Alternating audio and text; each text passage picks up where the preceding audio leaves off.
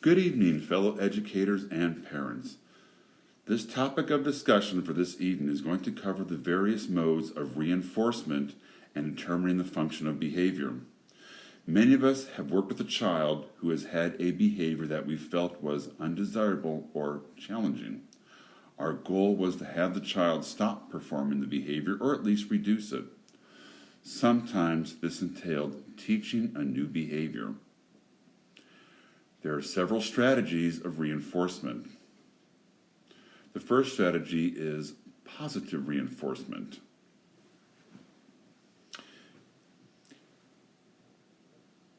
If a student wants to get the teacher's attention, they should raise their hand.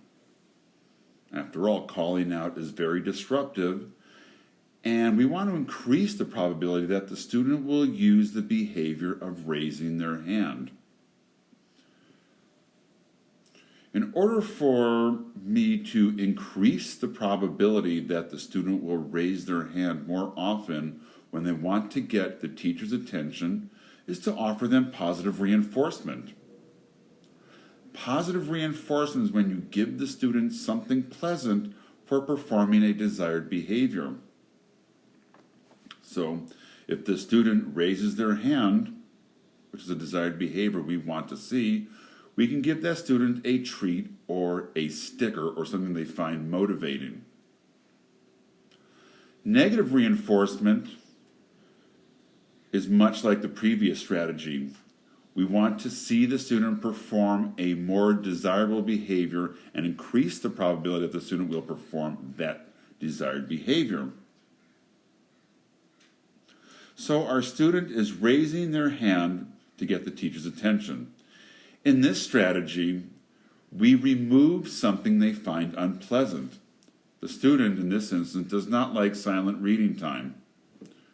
If the student raises their hand, then the teacher can give the student less silent reading time or take it away for the day after the student raises their hand after a certain number of times.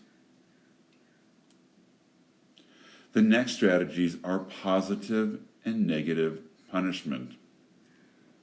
Going back to the student who is always calling out. As a teacher, you want to reduce the calling out or stop it altogether. When you focus on decreasing the probability that a student will use a certain behavior, you use positive or negative punishment.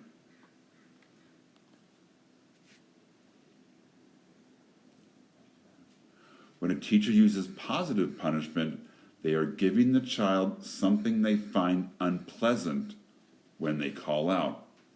If our student calls out, then we can give the student a paragraph to write as to why it is improper to call out in class and how it disturbs the fellow classmates. The student finds writing the paragraph unpleasant, and if we give the student the task of writing a paragraph, that is giving them something they find unpleasant, and it'll decrease the probability of them calling out. To use negative punishment means that we remove something the student finds pleasant. Our student calls out. So as a negative punishment, we remove something that the student finds positive. In this instance, we know that the student finds recess time and playing with their friends to be very positive. So we subtract minutes from the recess or take away the recess time. That is something they find pleasant or positive. They don't want that removed. Maybe they'll call out less. Many of us have been perplexed by some of the behaviors that we've observed. Why would a student behave like that? That is an excellent question. Behavior has a function and it serves a purpose. For students, the purpose is either to avoid something or to obtain something. Finding the purpose of a behavior may be challenging. Serious behaviors often require a functional behavior analysis. A full FBA, short for functional behavior analysis, as they are called, consists of interviews with parents, staff, and professionals who work with the student. The most important component is the ABC chart. The A stands for the antecedent or the events which occur before the target behavior occurs. B stands for the target behavior. C stands for the consequence that happens after the behavior is performed or occurs. I recall a student who came to a class and the student would call out rude jokes and everyone would laugh. The student's teachers tried everything and nothing worked. So it was decided to perform a functional behavior analysis on the student. And so the teachers went in and they observed the student performing this behavior. The antecedent was the teacher lecturing. Classroom was quiet, the student was looking around, and the teacher was lecturing. Then the student called out a really funny, rude joke. As a result, the student's peers started laughing at the student's jokes, and the teacher would send the student into the hallway. Most of these behavioral occurrences happen during math. Looking at the ABC chart, the assessor could easily determine that one function of the student's behavior was to get peer attention. Interviews told us the student did not like math. To teach a student a new behavior, that student had to learn a new way to get positive peer attention and to avoid math.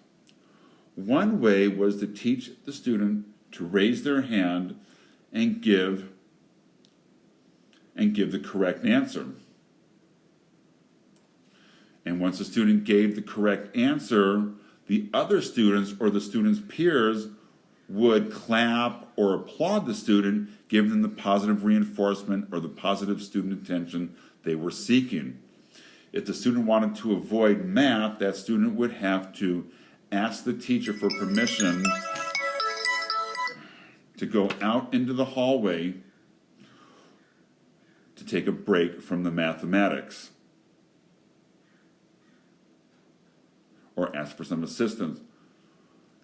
Having reviewed these components are very necessary in order to modify or teach a new behavior to a student who has undesirable behaviors.